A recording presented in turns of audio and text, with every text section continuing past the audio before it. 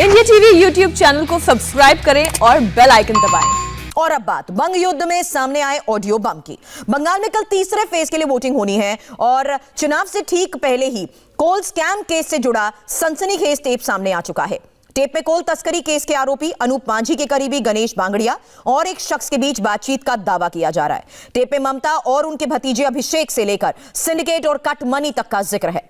Tape में अभिषेक बैनर्जी तक हर महीने 35 करोड़ रुपए पहुंचाने का दावा किया जा रहा है और यह पैसा कोल माफिया से विनय मिश्र के जरिए अभिषेक बैनर्जी तक पहुंचाने की बात टेप में किए जाने का दावा है। अब इस टेप में क्या क्या दावे हैं, इंडिया टीवी आपको सिलसिलेवार तरीके से बता रहा है कि आखिर टेप में अशोक मिश्रा बांकुड़ा में पुलिस इंस्पेक्टर है और क्या दावा किया जा रहा है किस तरह से विनय मिश्रा के जरिए अभिषेक बैनर्जी तक पैसा पहुंचाया जाता है, विनय मिश्रा की क्या भूमिका है और विनय मिश्रा किस तरीके से अभिषेक बैनर्जी तक पैसे पहुंचाने का काम करता है। इस ऑडियो टेप में इसको लेकर भी बड़ा दावा किया गया है। टेप में कोल तस्करी, बंगाल की पॉलिटिक्स, टीएमसी छोड़कर जाने वाले नेता, सभी को लेकर बातचीत है। सिलसिलेवार तरीके से भी सुनाएंगे आपको कि बंगाल चुनाव के बीच आए इस विस्फोटक टेप में क्या क्या खुलासे हुए।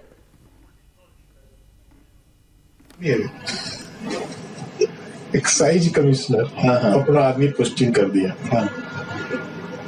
और एक्साइज कमिश्नर यहाँ बैठा हुआ, उसके बगल में खुद बैठ गया विनय मिश्रा और सब जो जितने भी प्रोड्यूसर है सबको बुला लिया और सबको बोलता है पर बोतल इतना देना होगा।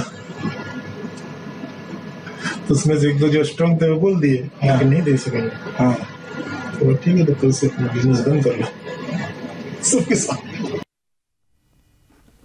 हम जो सनसनीखेज ऑडियो टेप आपको सुना रहे हैं उसमें साफ साफ ये कहा जा रहा है कि बंगाल में अगर कोई भी काम कराना है तो सिंडिकेट के जरिए ही कराना होगा और इसी सिंडिकेट के जरिए कट मनी भी ली जाती है। कोई भी काम हो बिना सिंडिकेट के पास जाए पूरा नहीं होगा। ये सिंडिकेट क्या है? सिंडिकेट बहुत सुनता हूँ, पेपर वगैरह में पढ़ता हूँ। सिंडिकेट तो बंगाल का पेट बर्ड है सर। क्या है ये? एक सिंडिकेट है वहाँ पर जो Rajarhat area, new town area में नया कंस्ट्रक्शन हो रहा है, वहाँ सिंडिकेट फॉर्म कर दिया पॉलिटिकली। अच्छा। जिसको भी बालू, पत्थर, ब्रिक्स, बड़े जो भी मटेरियल लेने पड़ेंगे सिंडिकेट के थ्रू लेने पड़ेंगे। तो वही सिंडिकेट फेमस नाम हो गया। तो उसका फिर कट कहाँ जाता है? जैसे कि जो भी कलेक्शन होती होगी तो कट कहाँ जाता है? लोग क्या करते हैं, जैसे सपोज करिए किसी चीज की रेट 100 रुपया, तो सिंडिकेट वाले लेते हैं 120 रुपया, इंफीरियर क्वालिटी देते हैं, मेजरमेंट में भूल। तो ऐसे करते हैं, सिंडिकेट वाले कमाते हैं और जो पॉलिटिकल बॉसेस है उनका अपना अंडरस्टैंडिंग रहता है। तो बीजेपी ज्वाइन कर लिया सिंडिकेट का लीडर सब्यसाची दत्त। अच्छा। बंगाल में चुनाव प्रचार के दौरान आप बार बार सिंडिकेट का नाम सुनते होंगे और यह आरोप भी लगता रहा है कि सिंडिकेट के जरिए ही कट मनी ली जाती थी। इस ऑडियो टेप में भी इस बात का जिक्र है कि 2011 में ममता सरकार बनने के 1 से 1.5 साल के भीतर ही सिंडिकेट बन गए थे। तो वो फिर कैसे फंड का ट्रांसमिशन कैसे करता था? तो वो कहानी नहीं आप लोग को पता है? कहानी तो बताया होगा ना किसी ने? नहीं बताया होगा, लेकिन उतना मेरे को याद नहीं है। लेकिन सर तो अपना कोर ग्रुप रहता है ना सर, वो बातें बाहर नहीं आ पाती। अच्छा, लेकिन फिर भी चूंकि अब इन सब से इन्वॉल्व हुए तो पता नहीं चलता है कि उनका फंडिंग कैसे जाता था वहाँ, पॉलिटिकल जो फंडिंग। यही इसी के यही कौन? अशोक विनय के थ्रू ये शुरू से विनय देख रहा है। शुरू से ही भी नहीं देख रहा है। कब से? टीएमसी गवर्नमेंट आई है उसके समझ लीजिए 1.5 साल बाद से चालू हो गया था। 12-13 से चालू हो गया था। इस ऑडियो टेप में ममता बनर्जी के भतीजे अभिषेक बैनर्जी का भी जिक्र है और यह कहा जा रहा है कि पॉलिटिकल पार्टी और पॉलिटिकल लीडर क्या नहीं कर सकते। अगर नेता चाहे तो विरोध करने वालों पर बहुत केस दर्ज करवा सकते हैं। नेता से पंगा लेना बहुत खतरनाक होता है। घर में आग लगवा देंगे, ये भी कर देते हैं पब्लिक के थ्रू। पुलिस आएगी नहीं, फैक्ट्री में लुटवा देगी। क्या इनके पास इस तरह के मैन पावर है क्या? पॉलिटिकल पार्टी में क्या नहीं है सर, पुलिस नहीं आना चाहिए, वो लोग तो उसका तो सब कुछ कर सकते हैं। और अगर कुछ ज्यादा करना होगा तो मेरा जो भी इस्टेब्लिशमेंट इसमें घर में या फिर गांजा रखवा देंगे, जाली नोट रखवा देंगे, आर्म्स रखवा देंगे, केस करवा देंगे। तो देखे हुए ना सर, ये अभिषेक बनर्जी ये लास्ट टर्म में अभी 5 साल में इतना एनडीपीएस केस करवाया है ना अपोजिशन के, पुलिस वाला लोग थक गया।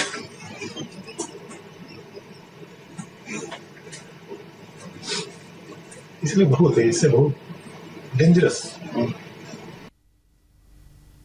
ऑडियो टेप का वो हिस्सा एक बार फिर से सुनते हैं जिसमें ममता बनर्जी के भतीजे अभिषेक बनर्जी को पैसे पहुंचाने का दावा किया जा रहा है।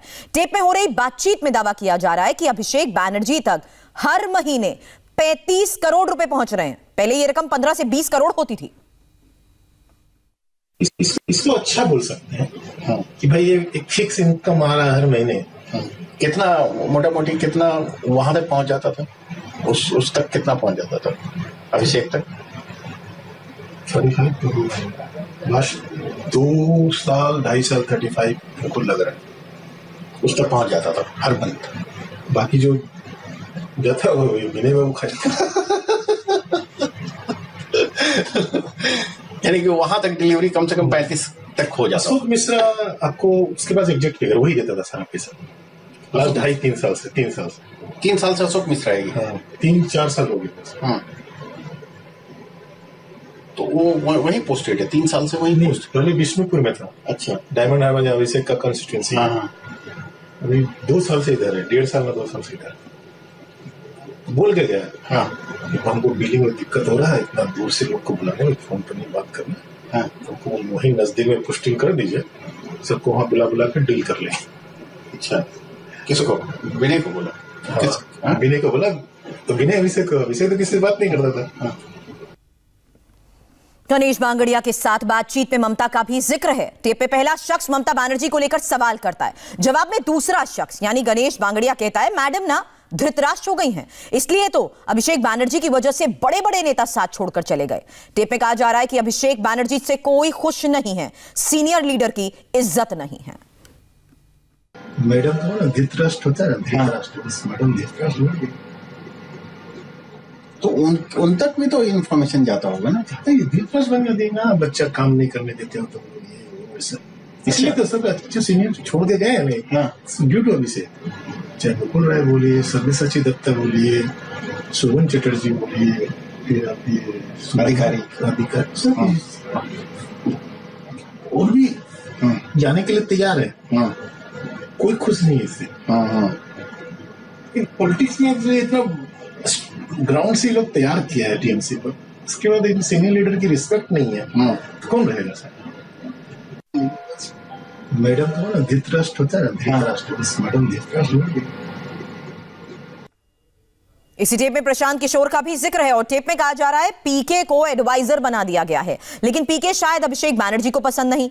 दूसरी आवाज में कहा जाता है ममता भी पसंद नहीं करती थी पीके को, लेकिन इसके बाद यह कहा जा रहा है कि ममता को इस बार हार का डर है, इसलिए शायद पसंद ना होने के बावजूद पीके के साथ काम करने पर मजबूर होना पड़ रहा है। तो एक चीज बताइए सर, उसको कुछ नहीं, अभी एडवाइजर बना लिए प्रशांत किशोर। वो पीके तो वो भी शायद लाइक नहीं करता इसको अभिषेक को। वो तो है।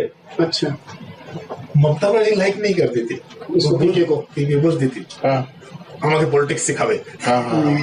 इनिशियली जब आया था बांग्ला थोड़ा समझते होंगे, हमारे पॉलिटिक्स सिखावे हमारे बेसिक यानी पॉलिटिक्स।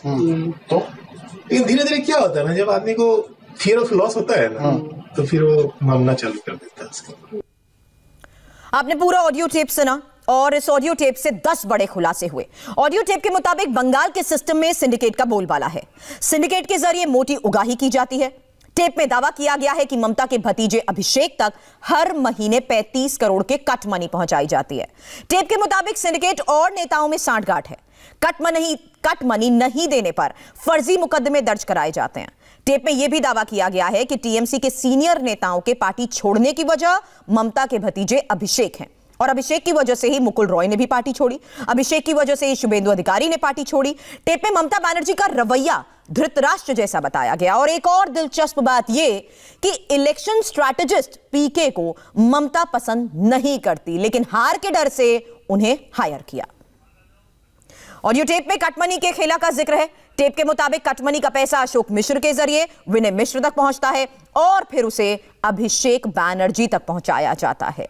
बंगाल ऑडियो टेप्स पर बीजेपी ने भी ममता बनर्जी पर बड़े आरोप लगाए हैं और बीजेपी ने यह दावा किया है कि ममता के सामने उगाही स्कैंडल चल रहा है। ममता के भतीजे का करीबी विनय मिश्रा उगाही एजेंट के तौर पर काम कर रहा था और बीजेपी ने यह आरोप लगाया कि बंगाल का यह उगाही स्कैंडल करीब 1000 करोड़ का है।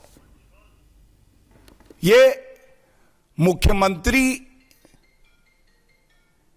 की आंखों के सामने हो रहा है और उनके भतीजे के खासम खास विनय मिश्रा उगाही एजेंट बन के सबसे डिमांड कर रहे हैं। ये जो पूरा उगाही स्कैंडल कहना गलत नहीं होगा, बताया जा रहा है करीब 900 करोड़ से 1000 करोड़ रुपए तक का है। नमस्ते, मैं हूं मीनाक्षी जोशी। वीडियो और खबरों से अपडेट रहने के लिए India TV YouTube channel subscribe करें, बेल आइकन दबाना ना भूलें। जुड़े रहें इंडिया टीवी के साथ।